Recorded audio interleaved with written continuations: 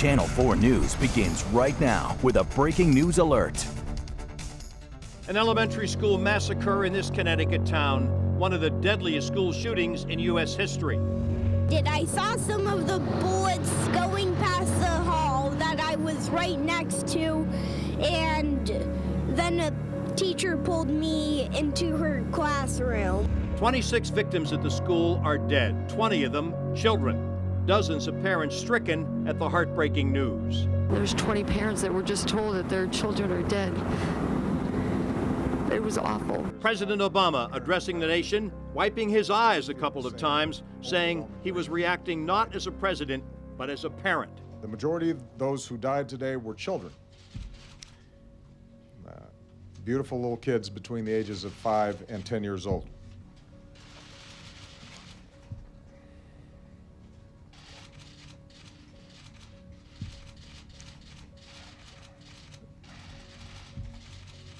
They had their entire lives ahead of them. Birthdays, graduations, weddings, kids of their own. Good evening, everyone. We're continuing our coverage of the school massacre in Connecticut. Let's go live now to Newtown for the latest news conference. Teachers, support personnel in the building, and children, beautiful, beautiful children who had simply come to school to learn, and their day ended a very different way than any of us could possibly have imagined. And quite frankly, as we stand here today, still can't imagine what transpired there. Evil visited this community today, and it's too early to speak of recovery, but each parent, each sibling, each member of the family has to understand that Connecticut, we're all in this together. We'll do whatever we can to overcome this event. We will get through it, but this is a terrible time for this community and for these families. Our police personnel and others are doing the utmost to clear this situation as soon as possible and to return these children to their parents or these loved ones to their fellow loved ones as quickly as possible. And we'll work with all of the residents of this community and Connecticut to make sure that we do in fact get through this. I was mayor of Stamford on 9/11 when our state lost many of its citizens, and I lost a number of my fellow citizens and friends. I never thought that in a public career that I would have to face these kinds of circumstances, or that they would visit themselves upon this community or the people of Connecticut. We'll get through this, and our prayers at this time have to go out to the families. And so as I began by thanking those who have expressed their desires to be helpful, the number one way to be helpful is to say a prayer or send a best wish, or to be thinking of these individuals who have suffered so mightily today. Thank you.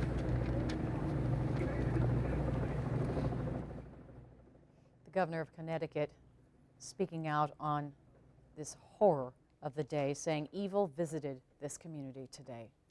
When President Obama addressed the nation at about 3:15 this afternoon, he pledged what he called meaningful action to prevent shootings like the killing rampage in Connecticut. As he leads the nation in mourning, the president did not offer details on what that action might be.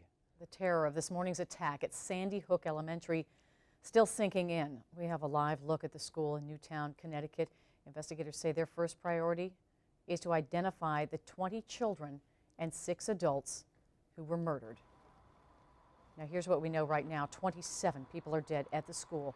18 children died in their classrooms. 2 others died at the hospital. 7 adults, including the gunman, who is believed to be 20-year-old Adam Lanza, are also dead. We have reporters covering every angle of this tragedy. Vic Michelucci talked with local educators about school security in Duval County. Our crime and safety analyst Ken Jefferson is joining us with some perspective on the investigation. And Jim Piggott has been looking for answers to the question that is always asked after one of these mass shootings: how can someone do something like this? But first, Jennifer Waugh is here with the latest on the chain of events at the school and what we're learning about the gunman. Jen? Tom, Mary, I'll tell you at this point there are two crime scenes. We start with the school. This morning at 9:30, investigators say a man they believe is Adam Lanza walked in and got into an argument with the principal, Principal Don Hochsprung. A witness says that Lanza was yelling and cursing and that someone, maybe the principal, managed to flip a switch that began broadcasting that argument over the school's loudspeaker. Some teachers, hearing the cursing, knew something was wrong and locked down their classrooms. It could very likely have saved many more lives. The principal was shot and killed. We're told that Lanza then went to his mother's classroom where he opened fire. The shooting happened in that one section of the school, which you can see is taped off here, and involved at least 2 classrooms, we're told. And as word spread, parents, as you might imagine, rushed to their child's school. When we first arrived there was not a lot of security to guard, and there were 3 children that came out. One of them had a very bloody face. We immediately jumped in the car and headed down here, so it's troubling. It was really kind of mayhem in the room with all of the kids and the teachers, trying to find your kid, identify where yours is, making sure that they're safe, and then trying to find out what the situation was and make sure everybody else is safe. It was terrifying. I'm still terrified. I think I'm still in shock about it all. I still don't know everything that happened. Lanza's mother is presumed dead. She was a kindergarten teacher. We're told that most of the children who died today were her students, which would make them about 5, maybe 6 years old. Police say 3 guns have been discovered, 2 pistols found inside the school and a rifle found in the back of Lanza's mother's car, which we're told he used to drive to the school. He killed himself. There is a second crime scene in Newtown. One person's body has been found at that second scene, but police are not telling us anything more. We do know also that Lanza's older brother, Ryan, is being interviewed by police in Hoboken, New Jersey, which would be standard. Nothing right now certainly to suggest that he had anything to do with what happened. Tell you, I've been following this since it happened, and I'll just share one thing that I remember most about the coverage that we have seen leading up until today, and that is a witness who says that when police stormed into the school and began escorting the children out, they told the children, hold hands, close your eyes, and don't open them until you get outside. Thank you, Jen. Now, just a little while ago, I spoke by phone with a young teacher who is in graduate school in Connecticut right now. Her name is Anna Purvis. Her boyfriend is a teacher and a coach at Newtown High School. She described her conversation with her boyfriend when he came home from the school today. I was very happy to see him. Everybody's shaken up, but he's, seems to be doing fine now. So. Since you're familiar with Newtown, can you tell us anything about the community? There are 27,000 people that live there. I mean, I'm picturing a small New England town. Oh, it is. It's extremely affluent. It's probably the second wealthiest town, aside from Greenwich. It is extremely small, very close-knit. The families all know each other. That's exactly the way I would say. It's just a really small, close-knit New England town. Everybody knows everybody. Very cliche, but that's the way it is. Cars don't even get stolen in Newtown. Nothing happens there. So until today, and of course, right. Nothing ever happened in Columbine either. Oh, no. My goodness. Just awful.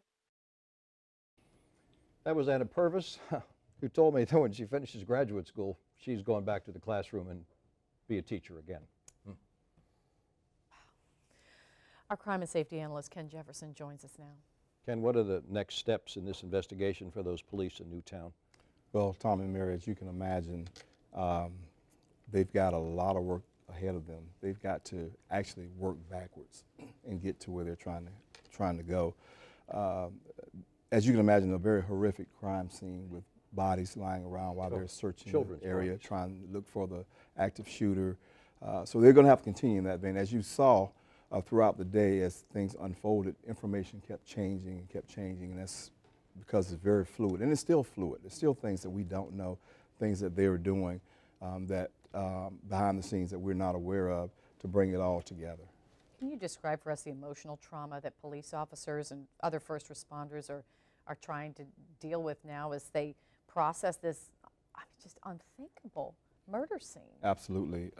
You can imagine the people that's responding, your police officers, your paramedics, your EMS workers, your SWAT team, and additional officers that they brought in. These are all regular human beings outside of the uniform. They're parents, they're grandparents, they're uncles and aunts and things. So on the professional side, they know they have to do their job.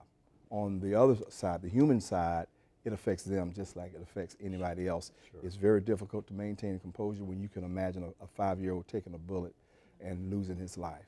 That acts on them. Ken, longtime residents here will remember the GMAC massacre in 1990. You know, we lived here in Jacksonville and didn't think it could happen here, and it did happen. 9 people, employees and customers, were killed at that GMAC office, and then the gunman killed himself. From an investigative point of view, as a former policeman, are there any similarities between that and this today? There are some similarities in that no one expected any of this at all. No one expected this gunman to go into this school, an elementary school at that. I thought they had misreported when they said elementary school, but it's a soft target. It's easy to walk right into it. And the same thing happened at GMAC. This guy came in, didn't utter a word, just opened up fire, killing several people. This case today, there was a little interaction with people before he actually started firing. So the similarities are there, but what stands out the most is that we have lost more Americans. We have lost children. We've lost our blessings and our hope for tomorrow. Yep. So our prayers and our hearts are on the people there in Connecticut tonight. Ken Jefferson, thank you. Now, for parents, it's frightening to believe something like this could happen at a school, a place that we all want to believe is safe for children. In the wake of this tragedy, we took a closer look at the security measures schools take here in Northeast Florida. Channel 4's Vic Michelucci is joining us now live from Landon Middle School in San Marco. Vic, you spoke to school officials in Duval County today. What did they tell you? Well, Mary, all eyes are on Newtown today, but they also say that they are watching our local schools. There's no reason to believe that there is any threat or something like this would happen here, but they say you can never be too careful. That's why school security officials and parents alike are taking a closer look tonight. It concerns me because I have 2 kids going here. Patrick Lindsay was shocked to hear about the shooting in Connecticut and was concerned as he waited for his kids outside Hendricks Elementary in San Marco. Other parents said the shooting had caused a newfound worry about the place where their kids are supposed to be the safest. Well, I've been around here and I went through the school and it looks like it's a very safe situation. What about after this tragedy? Well, I hope it gets better. Details about what happened are still under investigation, but we talked to the man who oversees security at Duval County Public Schools. We're always thinking about school safety. I think ever since Columbine. He says often shootings are unpredictable, but teachers and administrators here in Jacksonville do prepare for the possibility of the unthinkable. The idea of this type of event is something we think about. So in our schools, we have procedures for what to do when this type of a situation occurs. We have code yellow and code red lockdowns. School officials say they often check to make sure those safety measures are being taken seriously and are working effectively. We perform site visits throughout the school year, 10, 15 different schools, and do assessment reports. You know, were their gates locked? Were their doors locked? The important thing, though, according to local experts, is to prevent these tragedies long before they can happen. And that comes with stopping bullying and ostracism. Columbine was about bullying. If you look at some of the other cases that have occurred, it's about a kid who was treated roughly, treated unfairly. School officials tell me that they do feel that the children here in Northeast Florida and Southeast Georgia are safe, but they can never be too careful, so they are looking over their procedures in light of this terrible tragedy in Connecticut. In the meantime, I did speak with those in St. Johns County, and they tell me that on Monday, schools will be going through procedures and drills with their students, with their administrators, and with their teachers, just to make sure that everyone is ready in the very unlikely event of just a terrible massacre like we saw this morning. Live in San Marco, I'm Vic Michelucci, Channel 4, the local station. Thank you, Vic. New information from Connecticut continues to come into our newsroom moment by moment. If you're joining us late, here's what we know right now. Police say 27 people were killed in the shooting at Sandy Hook Elementary in Newtown, Connecticut. 20 of the victims are children. Of the 7 adults who are dead, 6 are victims. The 7th is the gunman who is believed to have taken his own life. Police have identified him as 20-year-old Adam Lanza. One official has just been quoted moments ago as saying Adam Lanza had a personality disorder. His mother, a teacher at Sandy Hook, is also among the dead. Investigators are right now interviewing Lanza's brother Ryan in New Jersey. At this point, there is no evidence that he has any involvement in this. As more information becomes available, you can always get an update on news4jax.com as well as on our Facebook and Twitter pages. Now, as we go to break in our coverage, we leave you with some of the images from Newtown where people are coming together to support each other.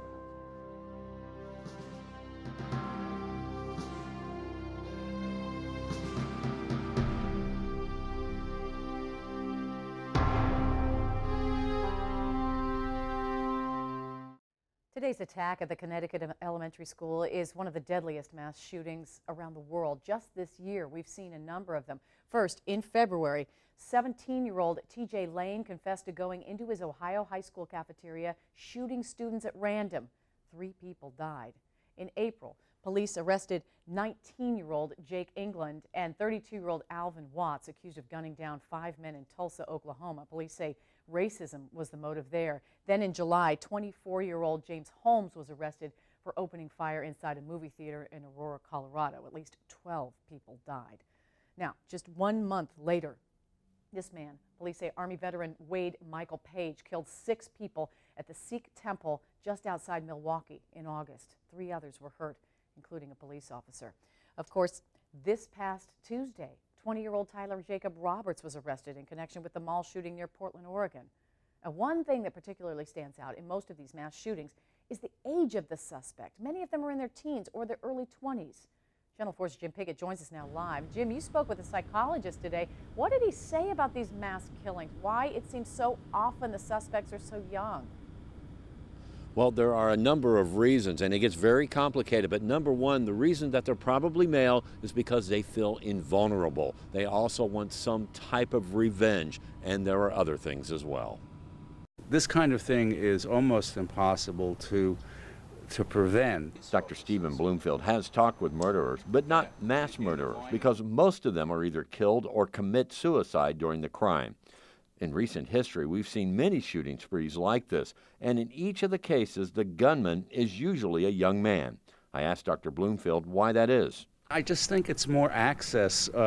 Young men are, first of all, you can never rule out the issue of psychosis, and you can never rule out the issue of brain damage and things like that.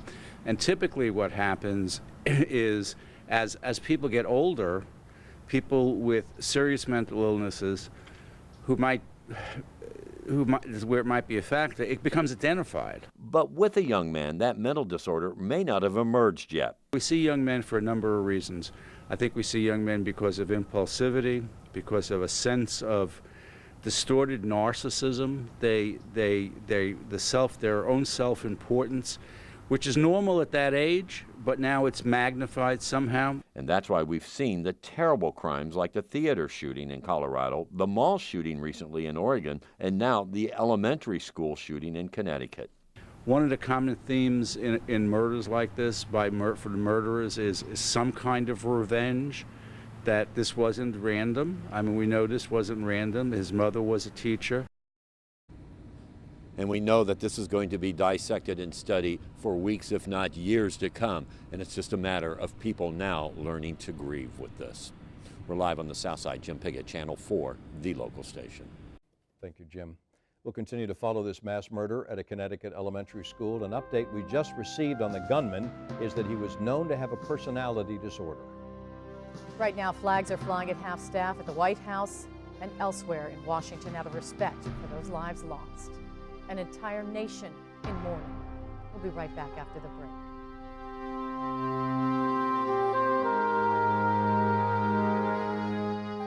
Tracking weather with an hour-by-hour forecast, Channel 4 is the weather authority.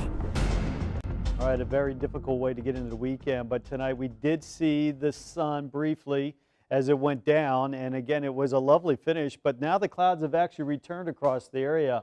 With the sun, the temperatures bounced, got into the low 60s here this afternoon, 62 degrees at the airport, but now we're 10 degrees colder, and it does feel colder out there. There's a breeze that's blowing around town, and again, that east to northeasterly wind's going to be with us all the way through early tomorrow morning.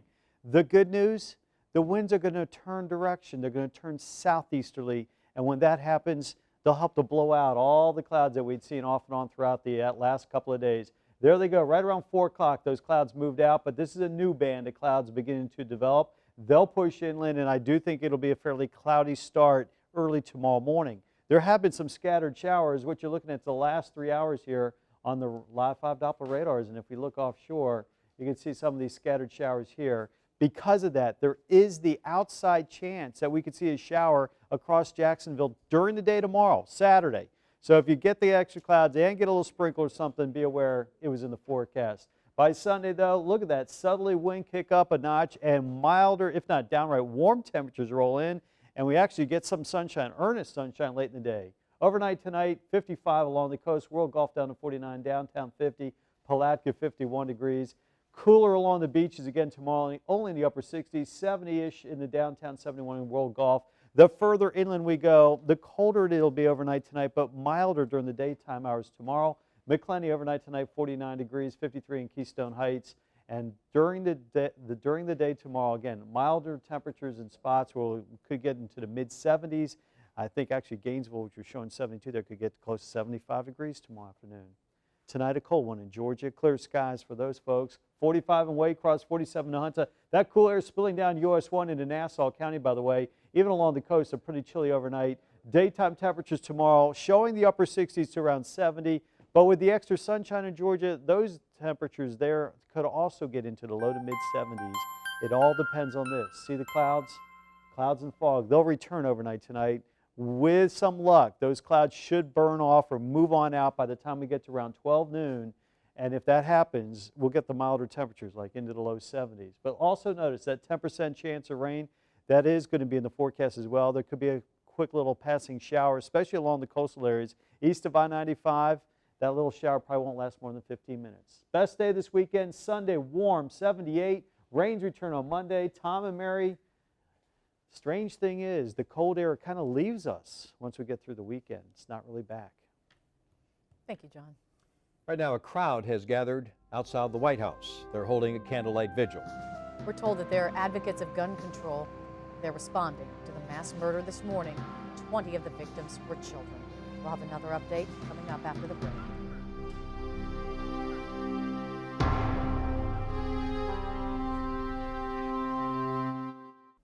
We continue to follow the unfolding events in Newtown, Connecticut. 26 victims and a gunman are dead after a shooting rampage inside an elementary school.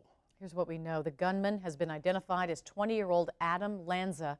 Police say he opened fire inside the classroom where his mother taught.